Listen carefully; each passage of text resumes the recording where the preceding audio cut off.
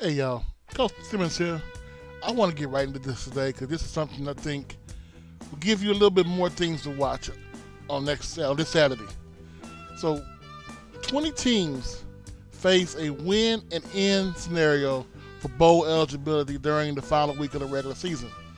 Entering week 13, 68 bowl eligible teams had at least 6 wins and were guaranteed a spot in the postseason. That number doesn't include both James Madison and Jacksonville State. You know, the two teams transitioning from the FCS level to the FBS level. They each have more than 6 wins, but aren't fully bowl eligible. So, not counting James Madison and Jacksonville State, there are 15 bowl spots up for grabs, with 24 teams sitting at 5 wins after Eastern Michigan's win at Buffalo. It's extremely unlikely that all 24 of those teams will get a victory.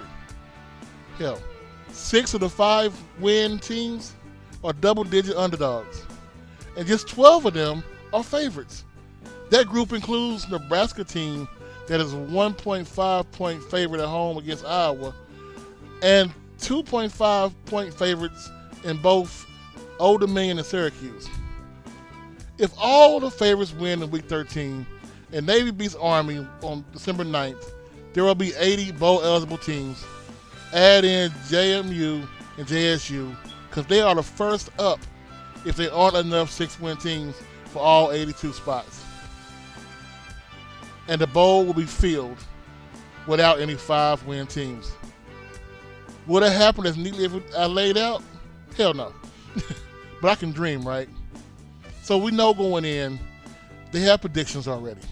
They're predicting Texas and Florida State in the Cotton Bowl, Peach Bowl, Penn State and Alabama, Orange Bowl, Louisville and Missouri, Fiesta Bowl, Tulane and Oregon, Michigan and Washington in the college football playoffs, Georgia and Ohio State, and other playoffs.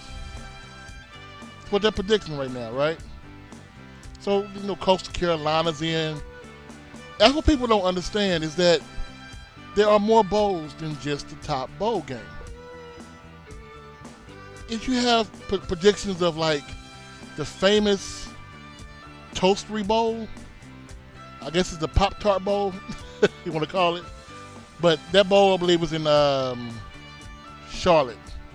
Because that was the one that was going to be played in the Bahamas. But of course, they had to do the stadium different. And I guarantee you, if they have that game in Charlotte and Jacksonville State gets there, Jacksonville State will show up.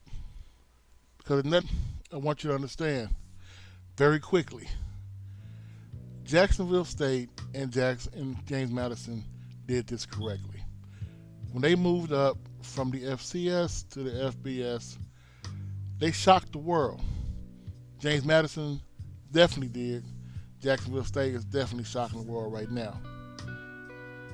Looking at these two schools, if it is correct, and it is projected to have James Madison going to the Camilla Bowl in Alabama and Jacksonville State going to Charlotte,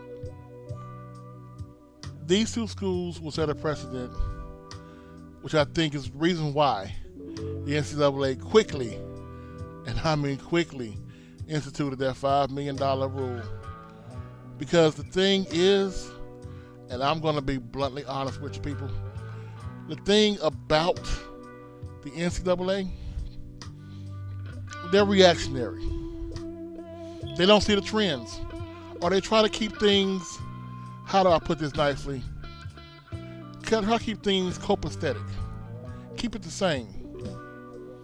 Looking at these these standings, look at the American Athletic Conference games. Tulane, SMU, UTSA, all undefeated. Memphis, 5-2 in the conference. So those 4 schools are the only schools that are above 500 in the conference. Navy, UAB, Florida Atlantic, South Florida, Rice, North Texas, my mean green, Charlotte, Tulsa, Temple, East Carolina, all under 500 or below. You look at the Atlantic Coast Conference. Once you get past, who is it? Clemson at 7-4. You got a bunch of have-nots. 6-5 Boston College, 6-5 Duke, 6-5 Miami, 5-6 Virginia Tech, 5-6 Syracuse. You want to get deeper? We can go deeper. Look at Houston, Baylor, BYU, UCF, Cincinnati.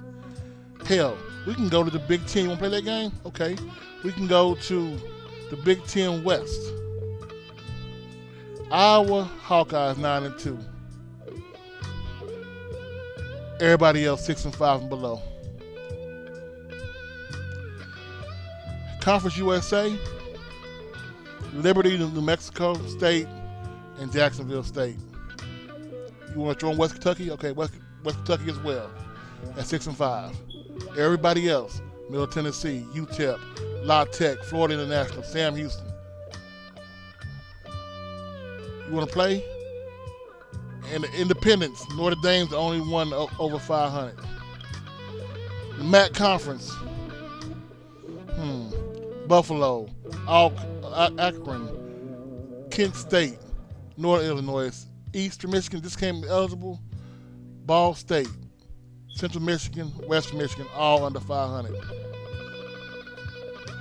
What I'm basically saying is there's a lot of mediocrity going around college football, especially on that FBS level. Even in the Sun Belt, the mighty, mighty Sun Belt, you have teams, Coastal Carolina, App State, James Madison, Troy. The only ones above six wins all year. Everybody else, mediocre to putrid. So NCAA saw with two new programs coming in that were about their business, about their money. If they had set the precedent and came in and got right to the bowls, tell James Madison at one point was ranked in the top 25.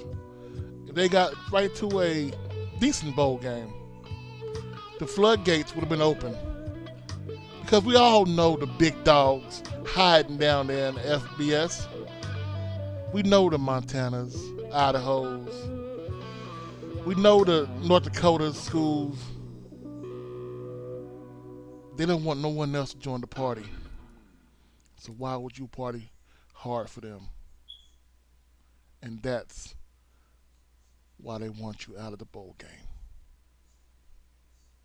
But the only problem is you still got a chance. And I'm out.